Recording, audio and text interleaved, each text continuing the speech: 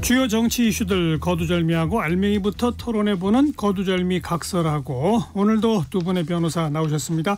국민의힘 법률자문위원 송영훈 변호사, 더불어민주당 총선기획단 위원 지내신 장윤미 변호사, 두 분 어서 오십시오. 안녕하세요. 안녕하세요. 네, 전반부 공통질문, 이번 주에 뜬 인물, 진 인물. 송영훈 변호사 먼저, 뜬 인물 누굽니까? 구자룡 국민의힘 비대위원 선정해봤습니다.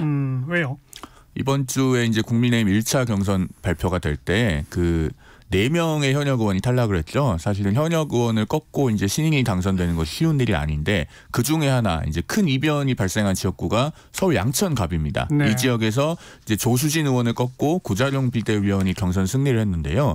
이 조수진 의원은 단순히 비례대표 의원이 아니고 사실 1년차 때 그 당협위원장을 받아서 거의 그 지역구 현역 의원에 준하는 지역구 관리를 해왔습니다. 게다가 최고위원이잖아요. 그렇습니다. 최고위원회도 2번이나 선출이 된 적이 있고요. 예. 반면에 그러니까 상당히 거물인데, 반면에 구자룡 비대위원은 작년 12월에 영입이 돼서 상대적으로 선거를 준비하는 시간이 짧았습니다. 그럼에도 불구하고 경선 결선 투표에서 승리를 해서 상당히 이변을 일으켰기 때문에 그나마 국민의힘에서 지금 세대 교체의 어떤 신호탄으로 볼 수 있는 후보라고 볼 수 있기 때문에 이번 주에 뜬 인물로 선정을 해봤습니다. 어떻게 이겼대요?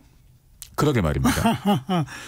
자, 장윤미 변호사는 금주에 뜬 인물? 저는 민주당 공천 과정과 관련해서요, 이인영 의원을 일단 꼽아왔는데 네. 사실 진 인물과 대비해서 좀 말씀드릴 수 있는 부분이 많은 것 같아서요. 사실 진 인물로는 임종석 전 실장을 꼽아봤습니다.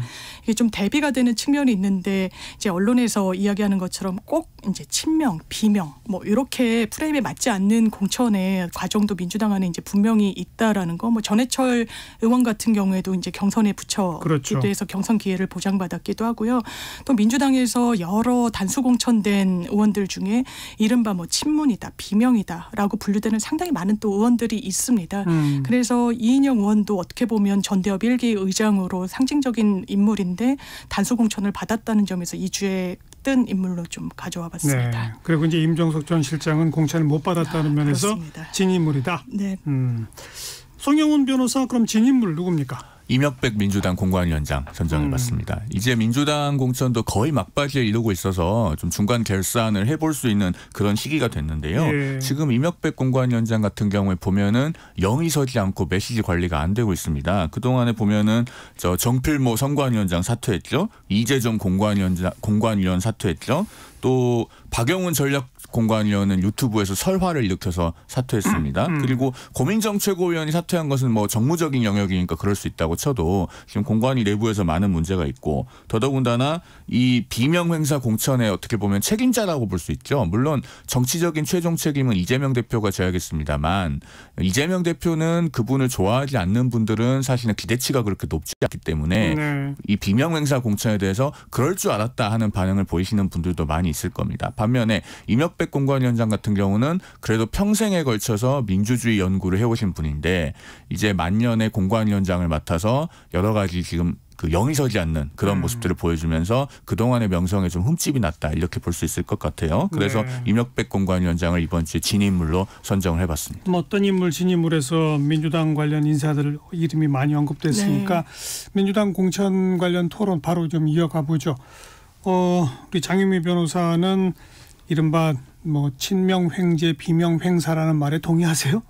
저는 동의는 안 하는데요. 다만 이런 아쉬운 점은 있는 것 같습니다. 어차피 이재명 당대표 체계에서 공천이 이루어진다라는 점은 뭐 기정사실이었으니까요. 예. 다만 뭐 이를테면 여러 인물들이 있을 때 상징적인 인물들, 저는 개인적으로는 임종석 전 실장에게는 공천 최소한 경선 기회라도 부여됐으면 어땠을까라는 아쉬움이 남습니다. 일단 그 경위와 관련해서도요. 일단 홍익표 의원이 그 지역을 떠난 이후에 뭐 여러 지역을 저울질하다가 사실 그 지역 출마를 좀 많이 고민했던 성동구청장이 또 그 출마를 고사하기도 했고요. 예. 그러면서 임종석 전 실장 그 캠프나 본인 말에 따르면 계속 당과의 어떤 협의, 그리고 대화를 요청했다라는 거잖아요. 근데 그 부분에 대해서 좀 매끄럽지 않게 진행이 됐다는 점, 그리고 그 지역의 경쟁력, 윤희숙 의원은 경쟁력이 상당한 후보라고 저는 생각합니다. 그래서 아마 당에서도 뭐 여전사다, 똑같이 여성이고 뭐 법조인 출신의 전문성이 있어서 대립각이 세워지는 전현희 전 위원장을 이제 사실상 공천한 건 이해가 되는 측면이 있지만 예. 사실상 당으로서는 가장 매끄러웠던 거는 임종석 전 실장에 대해서 최소한의 경선 기회 정도는 부여했던 것이라는 생각이 들어서요. 당내 파열음이 커지고 있어서 이 부분에 대해서는 좀 아쉬움이 있는 것도 사실입니다. 네. 뭐 임종석 전 실장뿐이 아니라 홍영표 의원 컷오프된 거 네. 친문계 좌장으로 불려졌었는데 그렇습니다. 또 김영주 현 국회 부의장도 컷오프된 거. 네. 뭐 이런 등등까지를 뭐 평가해 보신다면. 네, 사실 그런 부분은 있는 것 같더라고요. 제가 특정 의원분을 거론하진 않고 당내에서 이제 하위 20%를 산정하는 부분과 관련해서 이야기를 들어보면요, 이를테면 지역 관리를 오래 하면서 이러저러한 구설들도 있기 마련이잖아요. 그러면 이게 비위와 연결돼 가지고 좀 당에서 살펴볼 부분이 있어서 소명을 요구했을 때 제대로 된 소명을 하지 않아서 또 하위 컷오프에 그 이름이 오른 의원들도 계시다고 하더라고요. 근데 이런 부분은 당연하지만 철저하게 비공개로 붙여야 되고 이게 명예훼손적인 부분도 있어서 이걸 외부에 공표하지 못하는 측면도 있기 때문에 사실 당내 여러 복잡한 사정이 말 못할 또 이런 부분들도 있다라는 말씀을 드리고, 다만 홍영표 의원은 말 그대로 친문계의 좌장입니다. 예. 그리고 뭐 입법 발의를 뭘 했니 어쩌니 하지만 궁극적으로 의원들이 입법을 하는 부분으로 이거를 정량 평가를 하고 있는데, 이건 뭐 여야 마찬가지인데 실제로 이게 평가의 지수로 반영이 되다 보니까 이걸 연구한 정치학자들이 보면 뭐 매몰 시한 같은 것만 아주 손질하고 어떤 작구 정도만 해서 그걸 카운트되는 숫자가 많게로만 하는 이른바 꼼수도 한다는 거예요. 작은 법안들. 그렇습니다. 그래서 저는 이 기준이 맞는지도 궁극적인 고민이 일단 당 안에서 있어야 되겠다는 생각도 들고, 다만 대단히 반발하고 있는 거 아니겠습니까? 홍영표 전 의원은 내가 경쟁력이 없다라는 말은 유권자한테도 국민들한테도 설득력이 없다라고 이야기를 하고 있어서 이런 부분이 매끄럽지 않은 부분은 정말 앞으로 좀 잘 매듭을 지어져야 하는 숙제가 민주당 지도부에 놓여 있는 것 같습니다. 송 변호사 어떻게 보세요?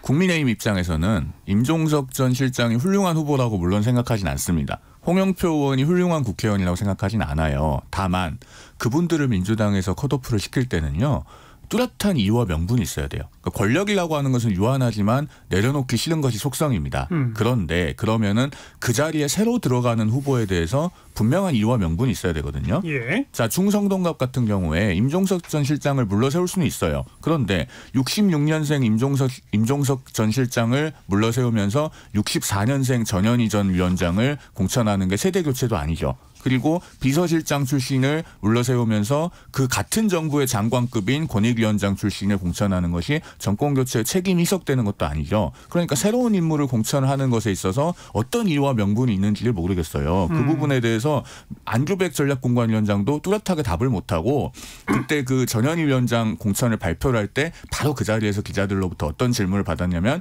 임종석 전 실장은 왜 컷오프가 됐습니까? 라는 질문을 받으니까 안규백 의원의 답이 첫 마디가 뭐였냐면 제가 방금 말했잖아요.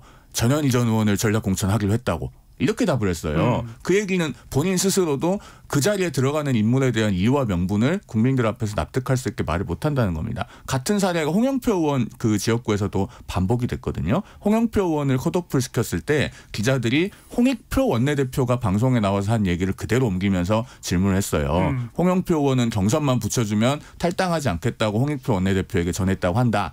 그런데 왜 경선도 안 붙여주고 컷오프가 됐냐라고 하니까 안규백 위원장이 뭐라고 얘기를 했냐면, 부평을은 여러 가지 지역 사정과 당의 여러 가지 측면을 고려해서 그렇게 결정했다.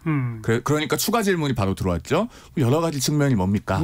라고 하니까 그걸 제가 이 자리에서 어떻게 다 일일이 말할 수 있겠습니까? 이렇게 답을 했어요. 예. 그러면은 탈락한 분들 누가 납득을 하겠으며 당원과 국민도 계속 의문이 있지 않겠습니까? 지금 민주당 공천의 핵심은 이 부분 때문에 계속 공천 파동이 생기고 있는 겁니다. 네.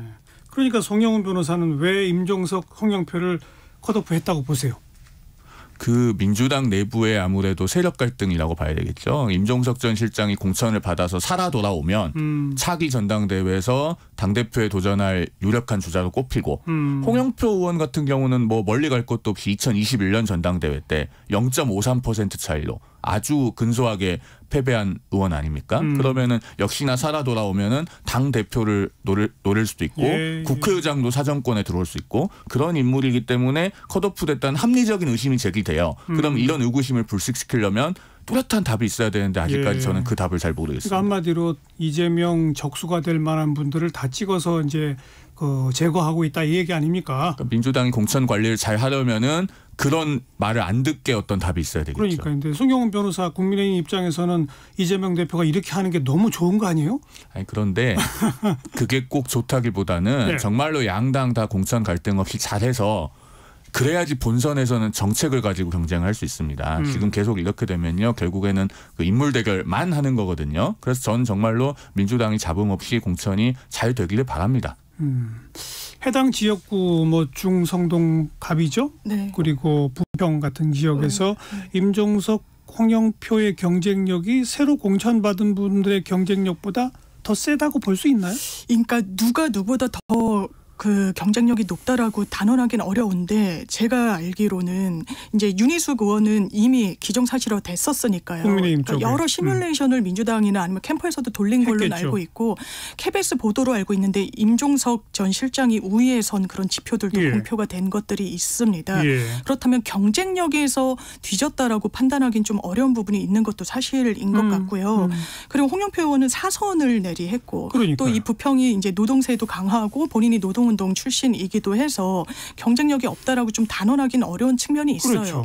그러니까 원했던 건 나를 단수공천 시켜줄 필요 없다. 나 경선이라도 하겠다라는 건데 물론 민주당의 룰이라는 게 있습니다. 총선으로부터 1년 전에 세팅되는 룰이 있고 거기에는 당연하지만 이게 정무적인 정치적인 판단을 하는 거다 보니까 이런 어떤 공천 적합도 평가라고 해서 여론조사를 돌리는데 거기에 30% 이상 뭐 차이가 난다라고 하면 단수공천 할 수 있다라고 돼 있어요. 그렇지만 할 수 있다라는 것이거든요. 이건 왜냐하면 정치적 해석의 여지를 남겨줘야 되기 때문에 공간이나 뭐 지도부에.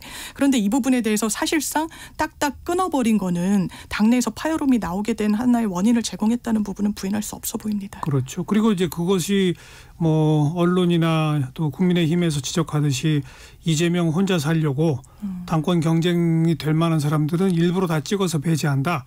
그런 식의 해석에 대해서 뭐라고 해야 반발하기가 좀 어렵지 않나요? 네, 해석이 나오고 있죠. 그런데 기본적으로 저는 개인적으로 이재명 대표가 대권 가도나 그리고 이제 향후 있을 민주당 전당대회에서 출마할지는 뭐 사실 모르는 것이고요.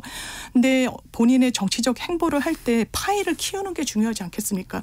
어떤 정치부를 굉장히 오래 출입했던 기자분이 그러시더라고요. DJ에 대해서 상당히 쓴소리를 많이 했던 이른바 정대철 고문 같은 경우 그리고 다른 뭐 조순영 의원 다 공천은 줬었다는 거예요. 그리고 가져간다는 거죠. 이거 가져간다는 표현은 그렇지만 함께 한다라는 겁니다. 그래야 쓴소리도 듣고 이런 부분이 당내 외연을 확장하는 하나의 계기가 될 수도 있고 해서요.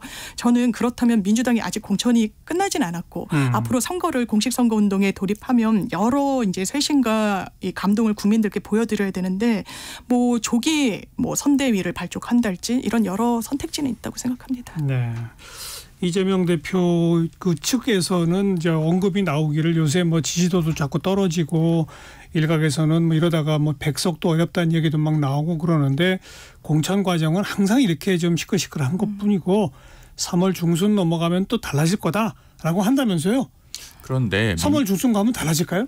민주당의 역대 공천 과정에서 이렇게 최고위원이 중간에 사퇴하고 공관위원 또 전략공관위원 선관위원장 이런 포스트가 골고루 사퇴하는 일이 벌어진 적이 없어요. 제 기억으로는 역대 민주당 계열 정당의 공천에서 이 정도의 파열음이 있었던 건 없는 것 같거든요. 그러니까 물론 공천이라고 하는 것은 항상 탈락한 분들에게는 가슴 아픈 일이기 때문에 작은 소음들은 있습니다. 그런데 이 정도로 주요 포스트가 골고루 사퇴하는 일은 없었다. 그러면은 이걸 당원과 지지층도 다 보고 있는데 과연 3월 중순 하순이 된다고 해서 그분들이 달라질까? 그렇습니다. 뭐가 달라질까요? 아마 제가 이제 총선 기획단을 하면서 기자들이나 아니면 유권자분들한테 이야기를 들었을 때 정말 많이 들은 말이 윤석열 정부가 이렇게 못하는데 민주당이 그 표심을 떠안을 수 있게끔 해줬으면 좋겠다. 그중에 하나는 윤석열 정부에 대한 정확하고 구체적이고 이런 좀 유권자들 마음에 가닿을 수 있는 공세가 없다라는 거예요. 공격이 부족하다는 이야기를 합니다. 이번 선거는 큰 틀에서는 윤석열 정부의 집권 초반기에 치러지고요. 지금도 여러 여론조사 지표를 보면 민주당, 국민의힘 이런 지표가 왔다 갔다 하고 뭐 급락을 좀 그 변동이 있기는 하지만 예. 기본적으로 중도층이 많이 이렇게 움직이고 있지는 않다라는 부분이 하나가 있기도 하고요. 그렇고 이거 그러면 집권 정부에 힘을 실어줘야 되냐 아니면 견제해야 되냐와 관련해서는 견제 의견이 좀 더 우세한 것도 사실입니다. 그렇다면 공청 잡음을 일단락하고 일단 이제 구체적인 선거운동 국면에 들어가게 되면 이 부분에 대해서는 각을 정확하게 세울 수밖에 없을 것 같습니다. 윤석열 정부의 잘못들을 구체적으로 부각시키고 비판하면 네. 국면이 달라질 수 있다. 그걸 진정성 있게 하면 저는 표심도 움직일 수 있다고 생각합니다.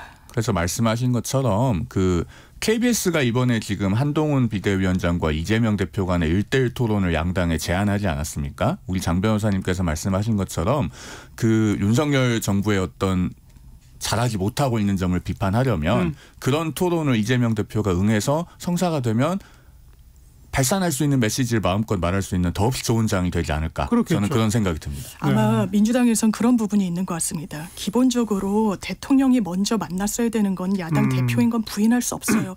이렇게 집권 3년 차에 접어드는데 야당 대표를 단 한 번도 만나지 않는다. 눈인사조차 하는 걸로 끝난다. 이거의 피해는 국민들에게 돌아가는 겁니다. 그렇기 때문에 보수 정부의 이명박 박근혜 전 대통령 같은 경우에도 야당이 그렇게 날을 세우고 해도 만나는 거예요. 대화하고. 그런데 그런 게 실종된 상황에서 비대위원장 비대위예요. 말 그대로. 예. 전당대회를 통해서 지금 뭐 선출된 아주 정통성이 있는 지도부라고 하기도 어려운데 대통령보다 먼저 만난다. 이게 또 앞뒤가 안 맞는 부분이 있다고 판단하는 것 같습니다.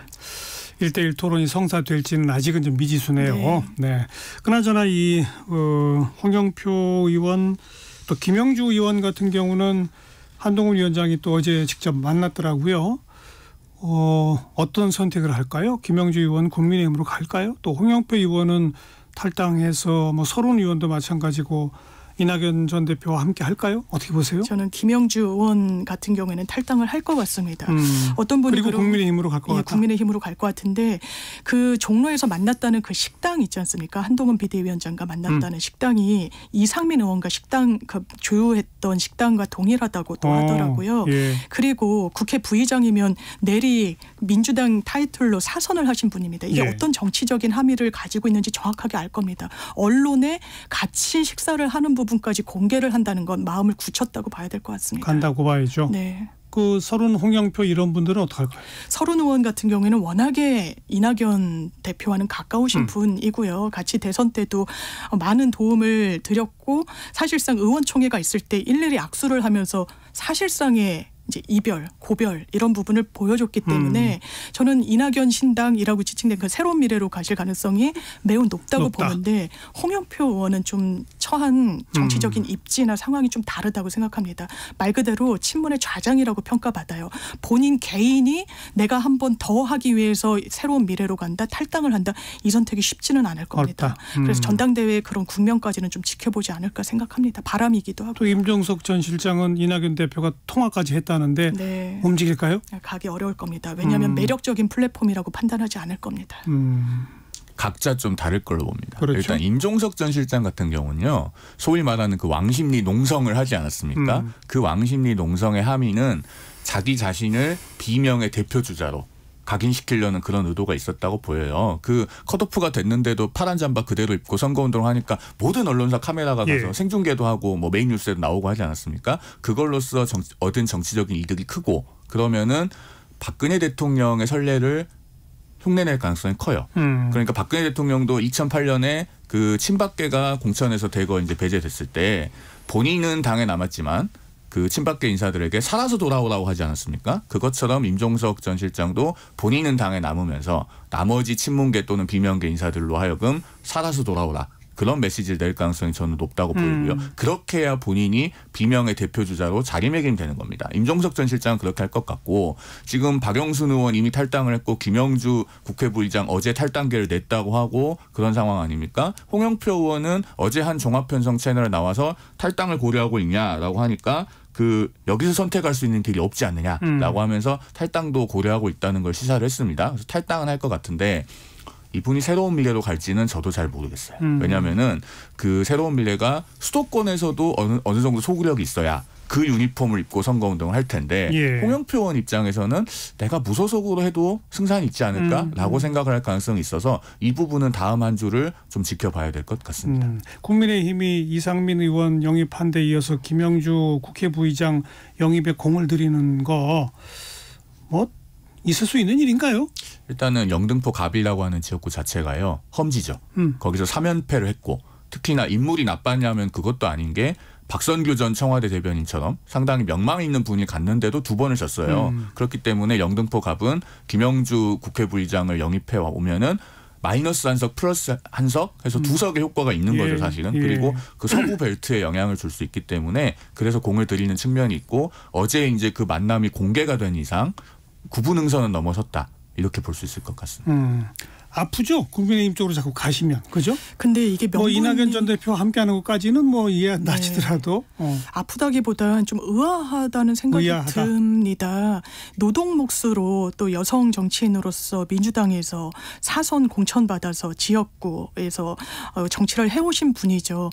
뭔가 정치적 이상과 공통점이 국민의힘과 있다라는 행보 보이지 않습니다. 그냥 한동훈 비대위원장이 치하하는 이야기는 국회 본회의에서 본인을 약간 두둔했다는 정도로 보여요. 이러면서 이렇게 당을 옮겨가는 부분, 이 부분이 과연 유권자들한테 명분도 있고 이게 내가 찍어줘야 되겠다는 어떤 선택지로까지 갈 것인가. 지금 뭐 당원 1,500분이랑 같이 뭐 예. 국민의힘으로 간다는 이야기가 있는데 저는 그래도 기본적으로는 대의 명분이 있어야 의원들이 선택받는 게 아닌가 생각합니다. 그래요. 결국은 이제 4월 10일 지나봐야 네. 평가를 할 수 있겠죠. 1시 33분 향해 갑니다. 잠깐 교통정보 전해드리고 토론 이어갑니다. 임초희 씨. 네, 이 시각 교통정보입니다. 3.1절 연휴를 맞이하여 지방 방향으로 향하는 차들은 어제 많이 이동을 해서요. 지금은 대체로 수월합니다. 서해안고속도로 목포 쪽 전 구간 원활하고요. 서울 방향은 송악에서 서해대교까지 5km 구간 밀립니다. 이후 매송휴게소에서 용담터널 또 광명역에서 금천 사이 제속도 못 내고요. 영동고속도로 인천 방향은 진부 2터널 1차로에서 사고가 났습니다. 3km 구간 정체고요. 수도권에선 반월터널에서만 답답합니다. 서울 양양고속도로 서울 쪽 선동 2, 3차로에서도 조금 전 사고 나서 주의하셔야겠습니다. 서울 도심에선 집회가 있습니다. 그중 세종대로 구 삼성본관에서 태평교차로 구간 광화문 방향으로 하위 4개 차로 부분 통제고요. 반대 방향 차로로 나눠서 통행시키고 있으니까 참고하시기 바랍니다. KBS 교통정보센터에서 임초희였습니다.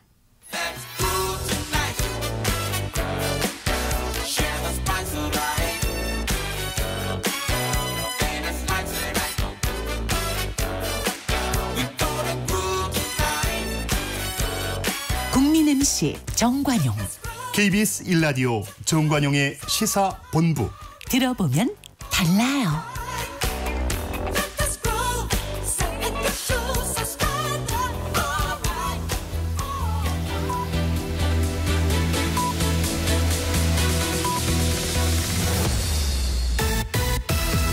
고두절미 각설하고 고고고.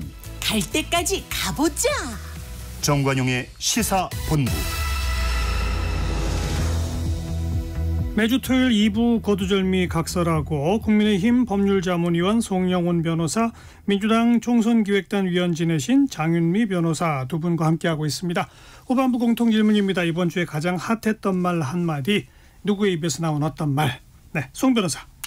대전 대덕을 지역구로 둔 박영순 의원 이번 주에 탈당 기자회견을 하면서 차은우보다 이재명이랍니다 라는 문장을 말했습니다. 이번 주 핫 코멘트로 선정해봤습니다. 네. 선정한 이유는요. 우리가 그 매 선거 때마다 굉장히 국민들 마음에 꽂혀서 오래 살아남는 한 문장이 있습니다. 대표적으로 2002년 대선 때 노무현 대통령의 그 제 마누라를 버리란 말입니까?가 있었고요. 또 그 2008년 총선 때 박근혜 전 대표죠. 그 당시에. 국민도 속고 나도 속았다. 이 한마디 때문에 이제 친박연대와 친박계 무소속은 살아서 돌아온 거 아닙니까? 그리고 또 윤석열 대통령이 과거 이제 검사 시절에 사람에게 충성하지 않는다. 이 말이 9년이 지나서 예. 2022년 대선에 큰 영향을 미쳤죠. 이런 것처럼 이번 선거에서는 이 차은우보다 이재명이랍니다. 이 말이 민주당 공천의 현실을 상징하는 문장으로 오래 회자될 가능성이 있다. 저는 그렇게 봤습니다. 그러니까 이 차은우보다 이재명이라는 말은 그 도봉갑에서 이번에 전략 공천을 받은 안귀령 민주당 상근 부대변인이 한 유튜브에 나가서 한 말 아닙니까? 예. 그런데 이분이 이제 민주당에 있었던 경력도 짧고 사실은 도봉갑하고 어떤 연고가 있는 것도 아니고 왜 공천이 됐는지 여기에 대해서 사실 납득할 만한 이유가 사실 부족해요. 그런 상황에서 이 과거 유튜브에 나가서 이상형 월드컵이라는 걸 하면서 이재명 대 차은우에서도 이재명 대표를 선택했다는 거 아닙니까? 그래서 이게 계속 회자가 되고 있고 결국 이재명 대표에게 충성하거나 아부하는 사람들은 이렇게 단수 공천을 받지 않느냐라는 걸로 그 상징하는 언어가 예. 돼버렸어요. 그런 점에서 선택을 해봤습니다. 청취자분들 가운데 차은우가 누군지 모르는 분이 배우죠. 네, 굉장히 잘생겼죠. 그렇죠. 이것도 한동훈 위원장이 이 표현을 또 자꾸 이제 써서 더 주목된 그런 건 이제 금주의 네. 한마디로 정해 오신 것 같고 장유미 변호사는 금주의 한마디. 저는요 대통령실에서 이제 3.1절 기념사와 관련해서 백보를 한 내용이 있는데 거기서 이렇게 기자들한테 설명을 했더라고요. 독립운동의 주체로서 그동안 과도하게 무장 독립투쟁이 강조돼 왔다. 물론 대통령이 3.1절 기념사에서 한 말씀 중에 뭐 외교로 그리고 뭐 문화로 독립운동을 했던 분들에 대해서 상대적으로 조망이 덜 됐다라고 평가할 수는 있지만 이게 더하고 덜하고의 문제는 아니지 않습니까? 우리나라의 정통성의 문제이기도 하고요. 3.1운동이란 건 우리나라 헌법 전문에도 있습니다. 그런데 마치 무장투쟁 독립운동과 관련해서 좀 과도하게 평가가 된 측면처럼 언급을 했다는 건 상당히 아쉽고요. 왜 아쉽냐면 이런 말만 나왔다면 그래 그 뜻을 헤아려 보자라고 할 텐데 홍범도 장군 흉상 철거하고 독립운동가들 육사에서 철거하는 좀 의아한 광경을 이 정부 들어서 국민들이 지켜봤거든요. 그래서 우려의 목소리 좀 말씀드리고 싶습니다. 네. 자, 금주의 한마디까지 들어봤고 이제 앞에 이제 민주당 공천 얘기를 주로 했는데 국민의힘 공천 쪽으로 좀 넘어가서 또 역시 국민의힘 공천에 대해서는 현역들이 다 살아남고 있다. 과거 총선 때 특히 영남권에서는 절반 이상 다 물갈이를 했는데 이번에는 거의 다 그냥 현역들이 살아남고 있다. 너무 이제 변화가 혁신이 없는 거 아니냐? 뭐 이런 지적. 또 반면에 한때는 대통령실 출신이나 검사 출신으로 아주 그 도배를 할 것처럼 예언했었는데 그런 일은 안 벌어지고 있다. 이 두 가지가 이제 함께 겹쳐 있는데 이 점 평가에 대해서 송영훈 변호사 어떻게 보세요? 일단 당의 입장에서는요. 용산 출신 행정관들이 경선에서 대거 패배하고 있는 것은 당으로서 큰 손실입니다. 손실이에요? 예, 왜 그러냐면요. 그 정당이라고 하는 것은 여당이 돼서 집권을 하면 젊은 인재들이 뭐 대통령실이든 또는 뭐 장차관의 정책보좌관이든 이렇게 들어가서 다 국정 경험을 쌓고 그분들이 다시 당으로 돌아와서 입법부에 진입할 기회를 얻어야 돼요. 그래야지 그게 인재 양성의 선순환이 되는 거거든요. 그런데 오늘까지 지금 그 행정관 출신들의 경선 성적이 1승 8패입니다. 예. 그리고 1승을 한 분은 상대방이 전현직 국회의원이 아니었어요. 그래서 이게 좀 굉장히 뼈아픈 부분이고 이런 결과가 나온 것은 국민의힘 지지층이 과거와 달리 상당히 전략적인 선택을 한 결과라고 보여져요. 옛날에는 민주당 지지층이 전략적 선택에 굉장히 익숙했습니다. 근데 지금은 국민의힘도 그 윤석열 대통령을 선택을 할 정도로 굉장히 이제 전략적 선택을 하지 않았습니까? 예. 당원 지지층이.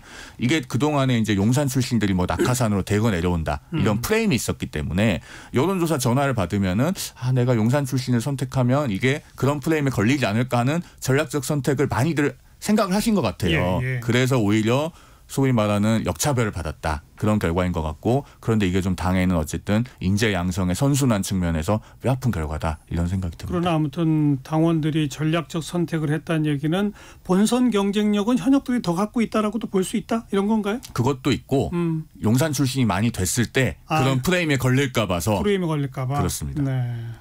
어떻게 평가하세요? 국민의힘 공천. 저는 국민의힘 공천이 좀 퇴행이라는 데는 퇴행이다. 예, 공감이 되는데요.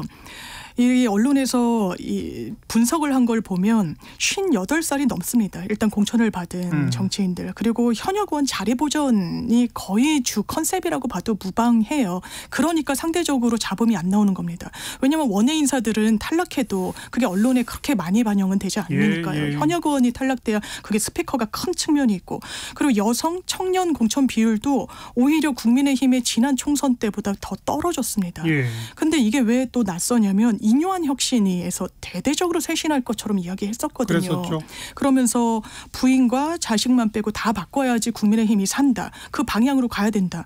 저는 정말 그 방향으로 간다면 민주당이 더 긴장했어야 된다라고 생각하는 편입니다. 그런데 오히려 반대 방향으로 갔죠. 총선에서 분석하시는 분들 중에 기본적으로 유권자들이 혁신 경쟁에서 승리한 진영을 투표했다라고 평가하시더라고요. 혁신 경쟁이라는 건 눈으로 보여질 때 당연하지만 후보입니다. 그렇죠. 그런데 이게 정말 본선에 들어갔을 때 현역 의원들한테 이걸 감동 공천이다. 최소한 감동이란 말은 저는 해서는 안 된다고 생각합니다. 장제원 의원만 빠진 거 바보 아니에요? 됐다 이런 이야기가 나오죠. 버텼으면 공천받지 않았겠냐 이런 이야기가 나오죠. 그러니까 민주당 입장에서는 이게 좋은 거 아니에요? 국민의힘 이런 식으로 퇴행했다고 표현하시는 게? 그러니까 아마 봐야 될 텐데요. 이게 상대적인 거다 보니까 민주당이 지금 잘하고 있다라고 말씀 못 드릴 것 같습니다. 그래서 감동이다 이런 얘기를 할 때도 어머 그런가라고 하지만요. 기본적으로 저는 한동훈 장관이 그걸 잘하고 있다고 생각해요. 메이크업을 잘한다고 생각합니다. 그렇지만 윤석열 정부와 한 세트고 한 팀이에요. 그건 부인할 수 없는 겁니다. 그리고 행정관들 전략적인 판단이라고 말씀 주신 부분에 공감이 되는 게 지금 과거 바로 직전 총선에서는 문재인 정부 청와대 출신 인사다라고 하면 국민들 지지받았거든요. 그렇죠. 지금 윤석열 대통령실 출신이라고 하면 국민들 외면받을 겁니다. 그렇기 때문에 본선 경쟁력, 당내에서의 경쟁력도 상당히 없는 거죠. 실질적으로. 그러니까 국민의힘 입장에서는 대통령실 출신이나 검사 출신으로 채우는 게 오히려 국민들한테 부정적 반응을 보일 것 같으니까 어쩔 수 없이 현역들 다 살린다 이런 건가요? 프레임을 많이 의식을 한 결과죠. 그러니까 사실은요.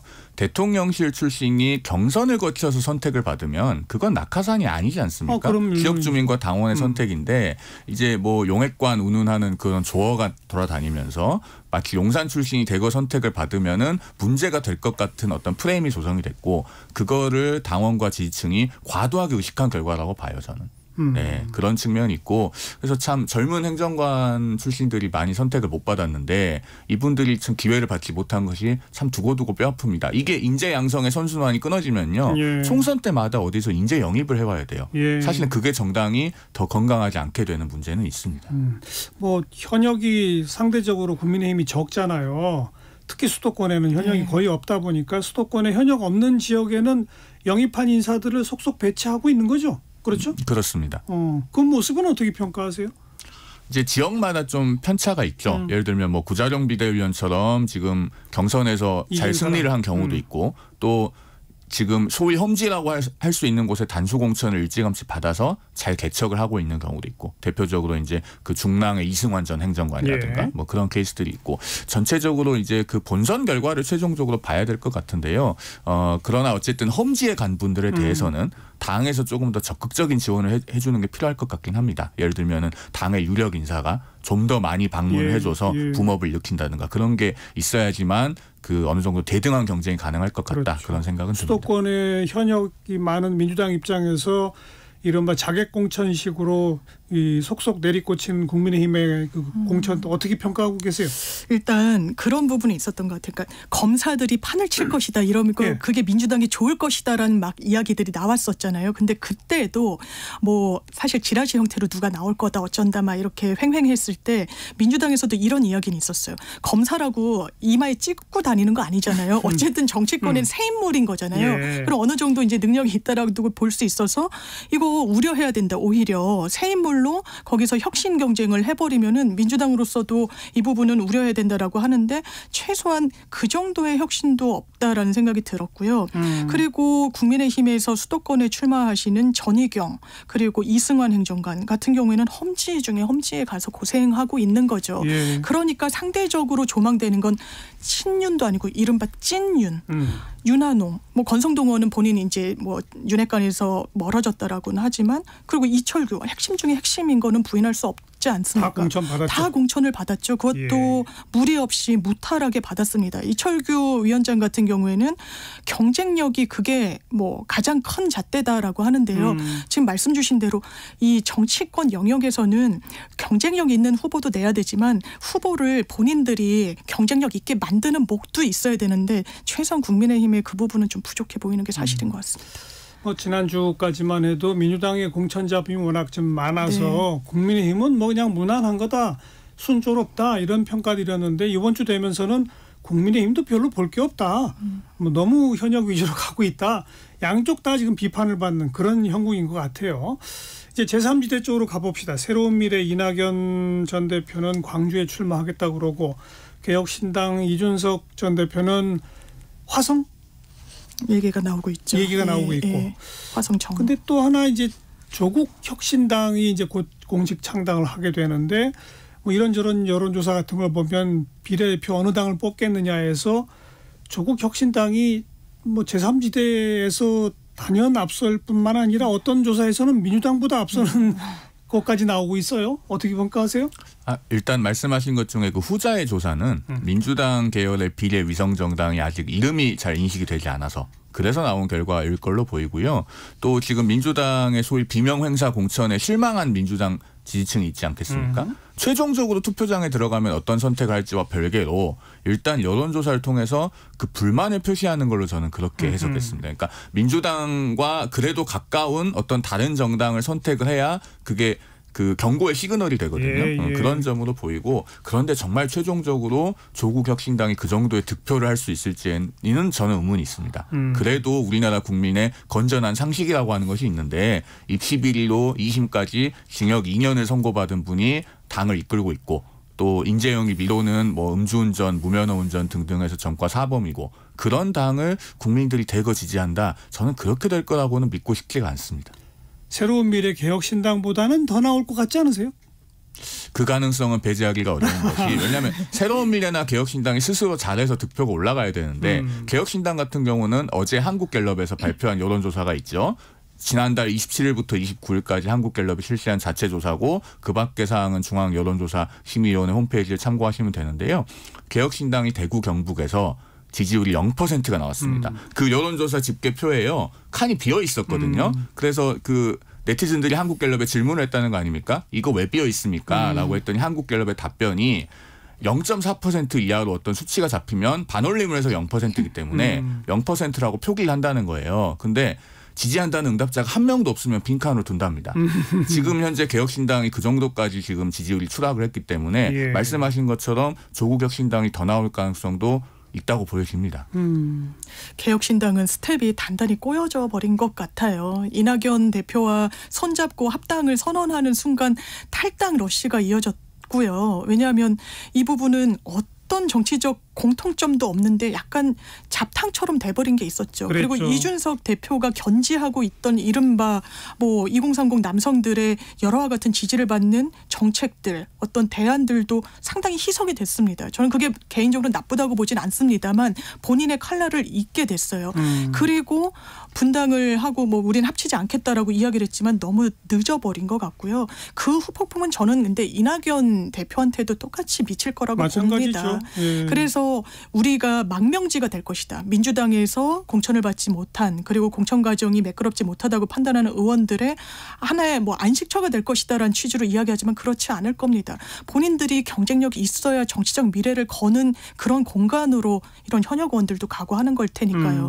그래서 이 제3지대는 저는 양당 체계에 대한 반성은 분명히 필요하다고 생각합니다. 제3지대가 견제해야 되는 역할을 이 당들이라도 잘해줬으면 좋았을 텐데 이번 총선에서는 최소한 본인들의 역할을 하기에는 좀 어려운 국면이 돼버렸다 이렇게 생각합니다. 그러니까 구체적으로 지역구에 뭐 이낙연 전 대표 광주 출마를 고려한다. 아직 광주에 어딘지는 결정을 안 한 상태고 이준석 전 대표도 지금 계속 저울질하고 있는 상태 아닙니까? 그 저울질을 하고 어느 지역구다라고 딱 못 박지 못하는 이유는 어딜 나가도 어려울 것 같기 때문 아니에요? 솔직히 말해서. 실제로는 그게 큰 겁니다. 그러니까 대표급의 인사들이 어딜 나가도 어렵다라고 하면 나머지 분들이 지역구에 나가서 될 가능성 굉장히 희박하다고 봐야 되고 게다가 아까 얘기 나온 것처럼 비례대표 득표에서도 심지어 조국 혁신당에도 못 미칠 것 같은 생각마저 드는 상황이라면 개혁신당도 새로운 미래도 참 암담한 거죠. 그래서 이낙연 대표는 그나마 광주 출마를 한다는 거 아닙니까? 광주에서 지금 뭐 서구을, 광산을 이런 지역구가 거론이 되고 있는데 광주 내에서 지역구를 선택하는 것만 남은 것 같아요. 그래서 이낙연 대표는 그나마 지역구로 나간다는 건데 이준석 대표는 지금 지역구로 나가는 거냐 비례를 나가는 거냐 이게 계속 정치권에 설이 무성합니다.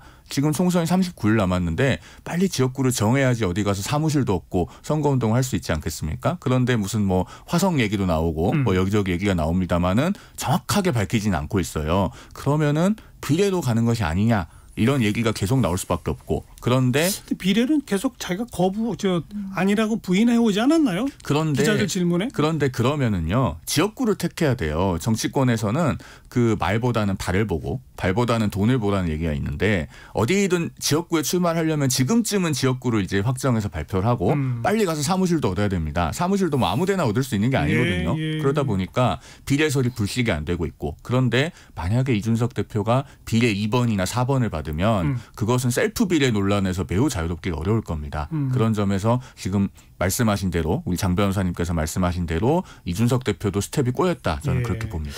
뭐 그동안 계속 낙선해왔지만 그래도 나가던 노원에 나가야 되는 거 아니에요? 저도 그렇게 봅니다. 명분이 없죠. 노원병이 합구가 됐다고 하지만 지도상에서 사라진 게 아니잖아요. 예. 예, 아마 지역구를 안 밝히는 게 아니라 못 밝히는 걸 거죠. 겁니다. 이게 경쟁력을 얼마나 많이 여론조사를 또 돌려보겠어요. 그런데 딱 할 수 있는 공간이 없을 것이고 그렇다면 차라리 명분이라도 챙기게 노원에 그대로 나가라라는 이야기가 있지만 이준석 대표를 아끼는 또 분들은 그럼에도 불구하고 차라리 비례를 나가라 이렇게 이야기를 하고 있죠. 아마 지금 국회 입성을 하지 않으면요. 본인의 정치적 미래에 담보하기 어려울 겁니다. 양당에서는 이미 튕겨져 나왔고요. 본인의 정치적 지분을 챙기기 위해서는 어떻게든 국회에 들어가야 되는데 그러면 어떤 선택지가 있느냐. 실질적으로는 지금 국면에서는 특히나 비례 말고는 없어 보이거든요. 그러니까 본인의 말을 주워 삼키는 좀 그런 비판은 직면해야 되겠지만 정치적 미래를 생각했을 때는 비례로라도 국회 입성을 할 가능성이 저는 더 열렸다 생각합니다. 뭐 개혁신당 입장에서는 국민의힘의 현역들이 대거 탈락하고 뭐 이래야 그나마 좀 뭐 대거 영입하고 한때는 이준석 대표가 곧 그렇게 될 거다라는 식으로 얘기했는데 국민의힘에서 그런 일이 안 벌어지니까 더 좀 힘을 얻지 못하는 것 같고요.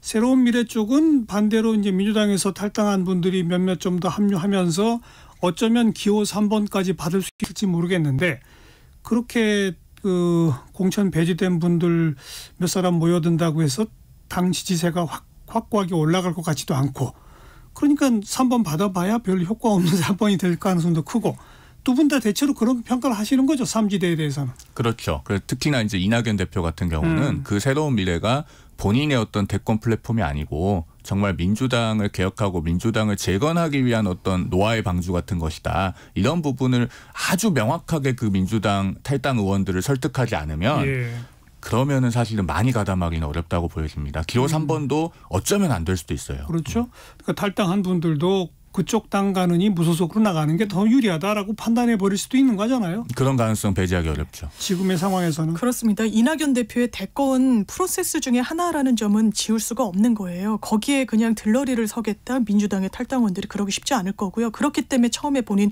총선도 안 나가겠다고 한 거 아닙니까? 그런데 이 개혁신당이랑 합당하는 과정 중에 지역구 나가야 된다. 나가라라고 하니까 사실 등 떠밀리다시피 해서 광주 출마를 이야기하고 있는데요. 전 유권자들한테 감동 줄 수 없다라고 생각합니다. 이런 식의 과정을 이미 다 노출해 버렸기 때문에요. 네, 그나마 이제 두 분이 하나가 돼서 이른바 설 연휴 직전에 빅 텐트를 쳤을 때 그럼 뭐 혹시 조금 좀 기대해 볼까 했는데 그게 며칠 만에 그냥 무너지면서 양쪽 다 좀 초라해지는 그런 국면이라고 볼 수 있겠네요. 네. 오늘 여기까지 하겠습니다. 국민의힘 법률자문위원 송영훈 변호사, 민주당 총선기획단 위원 지내신 장윤미 변호사 두 분 수고하셨습니다. 감사합니다. 감사합니다. 네, 오늘 순서 마칩니다. 김건모의 핑계 들으시고 저는 내일 뵙죠. 안녕히 계세요.